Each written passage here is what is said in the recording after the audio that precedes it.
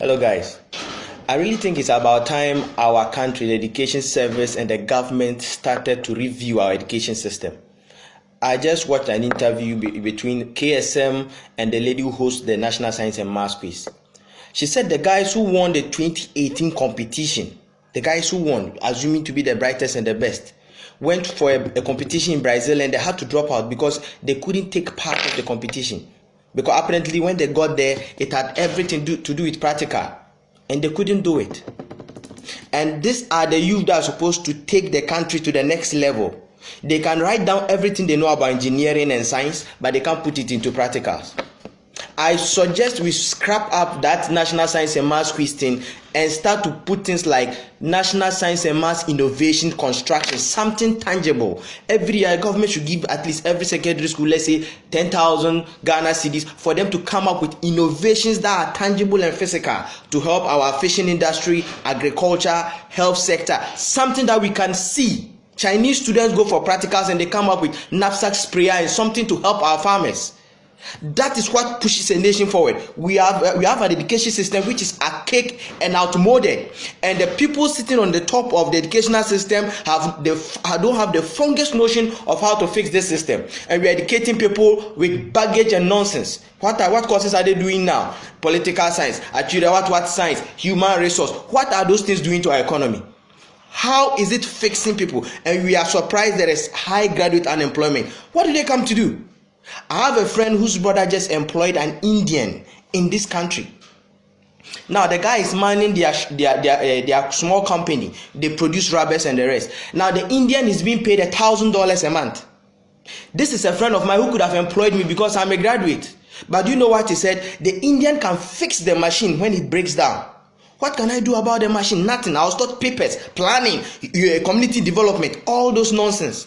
Now, this is 5,000 Ghana cedis that is going to a foreigner's pocket, which could have come to my pocket to take care of my people in my country. And we sit down there and we talk big English on those podiums when our education system is messed up and nothing seems to work. What we should start to understand is that retentive memory is different from being intelligent. Creativity and adaptive intelligence is what fixes a nation, not ability to memorize what a lecturer taught you. We have lazy lecturers sitting around. All they do is go to Google, download anything about something and just come and teach. They don't even have books of their own. And we are sitting there. As at now, we can't create incubators. We can't do things that can help our own system. We can't build tractors. Things that can help us. We can't do any. I have a friend who had the opportunity to go to school abroad. He went and learned welding. Now, our ignorant education system will look down upon a skill like welding. He's welding an oil company and he's making millions of dollars. Just being a welder in an oil company.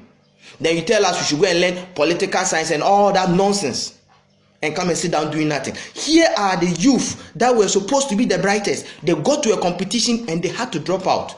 Because what do we teach in our schools? Just empty practicals, nothing to improve our lives.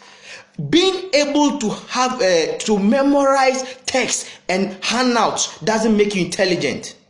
Looking at your society, looking at the problems we are facing and being able to fix it is what changes a society. We have a useless education system from class 1 to the final distance, and you people are sitting down, spending money, going to workshops and doing nothing about it. Calling yourself professors and what sort of sitting there. It's very sad. It's very sad. I feel sad today as being a Ghanaian. Living in a country that does not understand anything about the concept of education. If you doubt what I'm saying, go to YouTube and watch the interview of the CEO of Apple, the Apple company. He is the CEO of one of the wealthiest companies. Last year, they hit $1 trillion. Go and watch an interview about him and about what he said about China. He said they are in China because of the high level of skill available in China. That is why all the companies are there. We have deindustrialized our educational system, and graduates come up with just papers and no sort of skill whatsoever. And our puppets called the politicians sit there and do the bidding of the Americans and the Federal Reserve and do whatever they want, and the country is just moving into the drain. You wonder why a Ghanaian gets a master's degree, gets to the UK or the US, and they put you in a supermarket to sell. What skill do you have? The economy is developed by skills. They are making cars, motorbikes, engines, fridges, televisions. They are manufacturing. They are doing things. Of what use will you be to them?